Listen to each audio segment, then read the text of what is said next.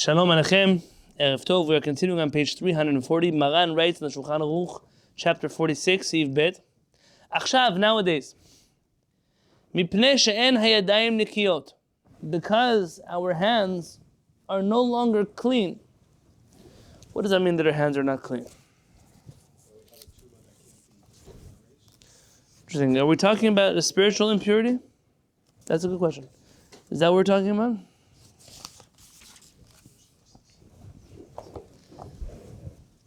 V'gam mipnei amei ha'aratzot, and also because of the ignoramuses, always making problems for us. She'enam yodi'im otam, which don't know these blessings. Nahagu l'sadaram bevet hakneset, we have accustomed to arrange these blessings in the bet hakneset. Ve'onin amen acharehen, and we say amen afterwards. V'yotzi'in yedei chovatan, and we fulfill our obligation with the blessings that we recite all at once in the Bet HaKnesset. So instead of reciting these blessings throughout the morning as they happen, what do we do instead? We say them all in the Bet HaKnesset. There's two reasons for that. The first reason is because our hands are not clean. So we wait until our hands are clean in the Bet HaKnesset to say the blessings. The second reason is because the Amei Haaretz, they don't know how to say these blessings all at the right time. So we say it out loud together for them in the Bet HaKnesset, and they fulfill their obligation with that. What does it mean, mipnei she'en yadav nekiyot?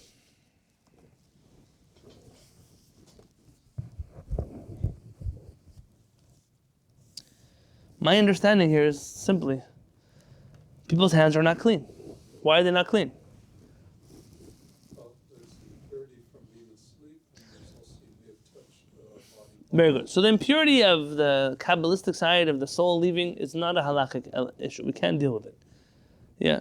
But the second part of touching our body, people sleep. Yadayim maskanioten. We learned earlier in the Shulchan Aruch that our hands, they touch all kinds of places in our body when we sleep. And because of that, our hands are dirty enough, they can't say Berachot. Husband and wife are together, all kinds of things. The hands are not clean enough to be able to say Berachot. And so, we have to, and in addition, the fact that Amei Haaretz don't know how to say the Berachot, we've then moved the blessings to the Bet HaKnesset.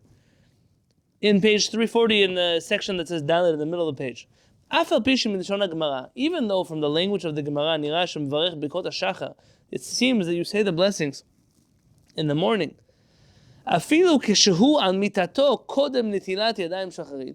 Even though the language of the Gemara implies that you are saying all of these blessings, or many of these blessings, while you are still sitting in your bed, before you wash your hands in the morning.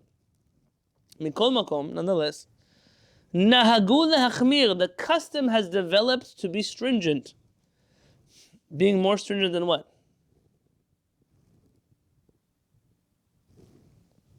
What are we being more stringent than? Not what we're doing. What are we being more stringent than? What told us to say blessings before we wash our hands? Which book? The Gemara. The Gemara. The Gemara says that implies that you say these blessings before washing your hands. The custom has developed to be stricter than the Gemara. Just let it sink in for a second. The custom has developed to be stricter than the Gemara. Not to begin saying these blessings until after you wash your hands in the morning. In order so that we may make these blessings when our hands are clean and pure.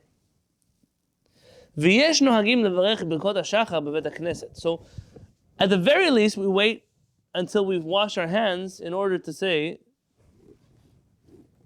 Birkot HaShachar. But at the latest is when we come to the Bet HaKnesset. Mipnei she'az yadav nekiyot, because by then surely your hands are clean. Why are your hands clean when you come to the Bet HaKnesset?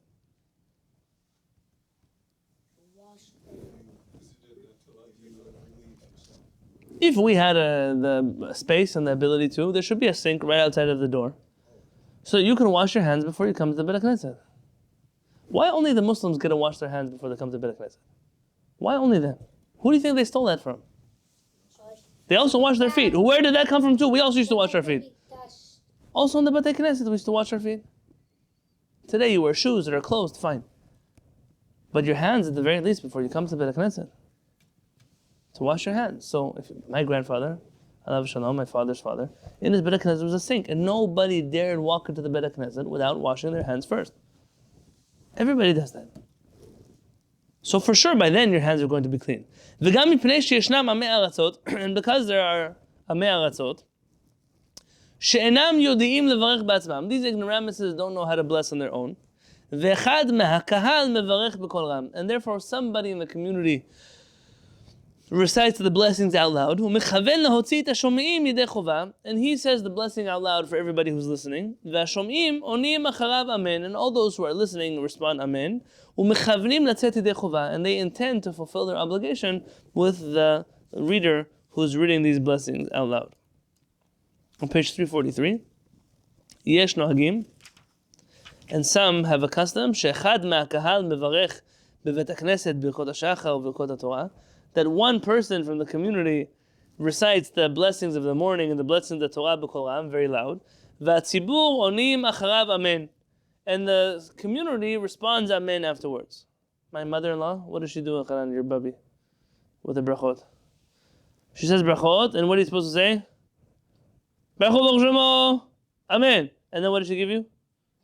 A treat. That's right. Yeah, you better believe it. And everybody does this after repeating afterwards. And this minhag is correct. Now, what do? They say the blessing. And what does everyone in the community say? Amen. And then what do they say? They repeat the blessing. Says this is okay according to halakha. ולחוש בזה לכך שיצאו ידי חובה כשענו אמן אחר ברכות הראשון. And don't think that they fulfilled their obligation already with the first ברכה that they heard. מפני שאין בדעתם לצאת ידי חובה בברכות הראשון, ואין אדם יוצא ידי חובה בעל כוחו כשאין בדעתו לצאת ידי חובה. Listen to a rule carefully. Just like when I say a bracha for you, what do I have to have in mind? When I say, let's say I say kiddush. I say kiddush for you. What do I have to have in mind? That I'm doing it for you. What do you have to have in mind? That I'm doing it for you, so that you're listening to me. What happens if you sit here? Yitzchak says, I want to make kiddush at home. Why? Because Obadiah didn't hear kiddush. I want to say kiddush for him. Yes? But Yitzchak already heard kiddush in the Beit HaKnesset. But he didn't want to fulfill mitzvah with the kiddush. But what did I do? I had in mind to say kiddush for Yitzchak. Who determines whether Yitzchak fulfilled the mitzvah of kiddush? Me or him? Him. I can't force you to fulfill your obligation with my beracha unless you want to. Yes, both of us have to be thinking about each other. But if you don't want to fulfill the obligation, you can't. Just like you have to have in mind, you also can't be forced to fulfill your mitzvah. So when these guys are repeating the blessing on Hallel, now you go to an Ashkenazi synagogue, and they say, whatever they say. And the whole community says the blessing again. How did you say the blessing again? You just said amen to his blessing. What's the answer to that question? Yeah, when I heard his blessing, all I did was say amen. I was not intending for him to say a blessing for me. That's why in the Sephardic Beit HaKnesset, what do we say before the blessing on the Hallel? Birshut, Morai v'Rabotai, I'm asking you to give me your permission to say a beracha for you.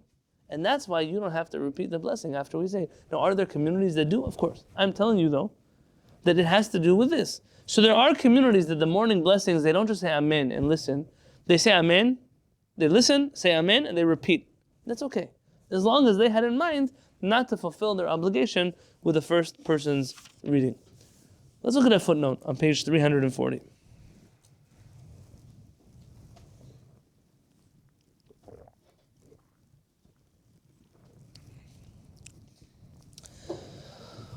I don't know what to do with this. We'll do it anyways. In Hay, the bottom right column, Hine HaRambam. The Rambam says, in the 7th chapter of the Laws of Prayer, Nahagu ha'am, the nation has a custom, berov arenu, in most of our cities, levarech berachot elu zo achar zo bevet HaKnesset, that they say these blessings one after another in the Beit HaKnesset. Ben nitchayvu behen, ben lo nitchayvu behen. whether they were obligated in the blessings or they were not. V'ta'utu, and this is a mistake. Ve'en raui la'asot ken, and it's not proper to do this. Ve'lo yivarech beracha ela im ken yitchayev ba. Then you should not recite any of these blessings unless you were obligated in them. So there's a blessing you say when you put on your head covering, or a blessing you say when you put on your shoes. Or what if you don't have shoes? Do you say the blessing or you don't? Rambam is saying, you don't. You don't. The Rambam l'shitatei azin. This is not biru halacha. The Rambam is following his own opinion.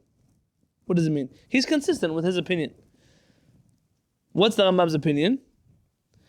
The severe that the Rambam holds she'en levarech berachot elu ela im ken yitchayev behen.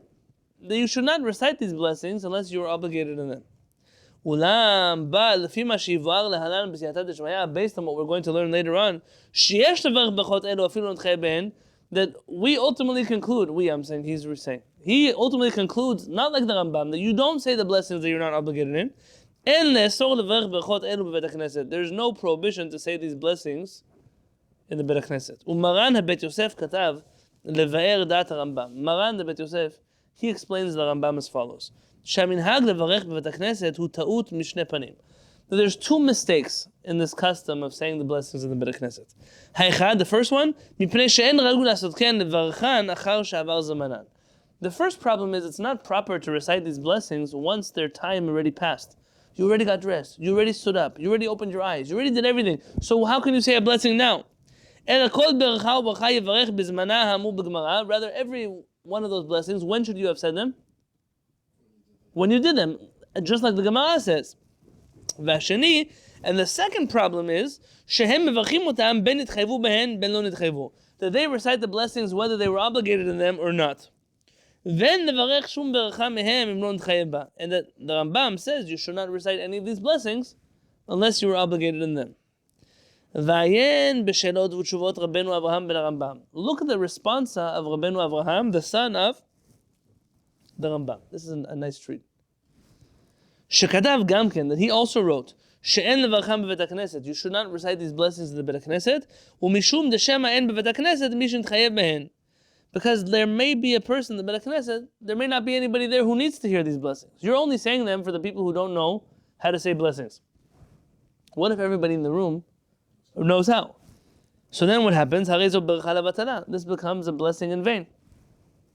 So Rabbeinu Avraham ben Rambam is saying yet a third reason. And therefore he wrote, Berachot Elohai neshama v'mavir shena u'pogech ivrim en behem chashash שהתנועות המחייבות ברכות אלו הן הכרחיות לפי הרוב. ומשמע מדבריו שאינו חושש אלא לשמא לא נתחייב בהן, אבל אין לחוש לכך שאינו מברך מיד שנתחייב אלא לאחר זמן. So you see from Rabbeinu Avraham ben Rambam that what's his concern? That there may be nobody in the room who needs these blessings. But what is he not concerned with? What was the first concern of Maran the Bet Yosef? Is that you're saying these blessings at the wrong time. That doesn't seem to be bothering Rabbeinu Avraham ben Rambam. And there are a number of Rishonim who wrote so explicitly. That you don't have to be concerned with saying these blessings at the right time. It's not like a blessing of a mitzvah that has to be said before you do the mitzvah. These are not mitzvot. These are different types of blessings. And the Rosh writes, that nowadays, they recite these blessings in order after they wash their hands. Because you cannot recite any of the morning blessings when your hands are not clean. And that which it says in Masechet Pesachim, we learn this elsewhere, that all of the mitzvot, you have to recite the blessing before you do the mitzvah. Birkat ha-mitzvot, she'omer behen v'tzivanu. Those are only mitzvah blessings, where you say, Asher kidishanu b'tzvah v'tzivanu. The morning blessings, though, of Pokech Ivrim, Rokar Etzalamai, those blessings don't have the language of mitzvot. Avdacha shel hoda v'shevach kegon elu yachol levarech achar kach. Mihu, nonetheless, milashon shesidram b'Gemara, mashma sheyachol levarech kol elu haberachot kod netilat yadayim. It's obvious from the Gemara that you can recite all of these blessings before Netilat Yadayim.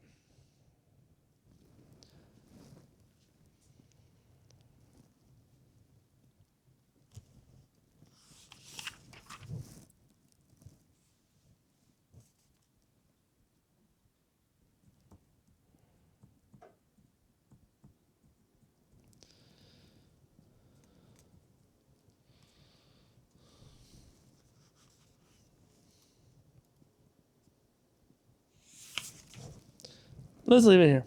I can't reconcile the whole Rambam for you with what we're reading here. But the bottom line is that according to the Rambam, you shouldn't say these blessings the way we say them today. And Maran is saying otherwise in the Shulchan Aruch. Maybe the Maran is not telling you if it's right or wrong. Maran is telling you that's what people do. And that seems to be the minhag. In our community, everybody says the Berachot on their own. We don't repeat the morning blessings again in the Kehillat. But that's assuming that you have said all those blessings on your own.